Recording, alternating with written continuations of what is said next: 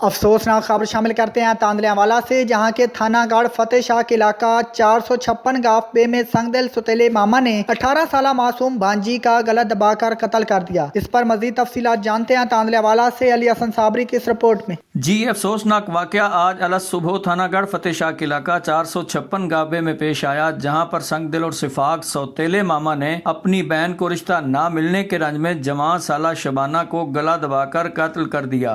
कुछ रोज से मकतूला के माँ बाप और सौतेले मामा के दरमियान रिश्ते का तनाज़ा चल रहा था। शबाना के वालिदैन उसका रिश्ता अपनी पसंद की जगह पर करना चाहते थे, जबकि तालिब अपनी बहन को रिश्ता दिलवाने के हक में था। मुलजिम की दीदा दिलेरी के कत्ल करने के बाद इतराफे जुर्म करते हुए गिरफ्तारी के लिए पुलिस थानागढ़ को फोन पर इतला भी दे डाली। पुलिस ने नाश को तहवील में लेकर पोस्टमार्टम के लिए रूरल हेल्थ सेंटर कंजमानी तो मुंतकिल कर दिया, मगर पुलिस थानागढ़ की नाअहली देखिए कि 7 घंटे गुजरने के बाद भी पुलिस थानागढ़ मुकदमा दर्ज न कर सकी, जिसकी वजह से बुरसा नाश के पोस्टमार्टम के इंतजार में थानागढ़ फतेह शाह के शहनशाह मुअज्जम के आखिरी इतला तक हुक्म के मुंतजिर हैं। जी।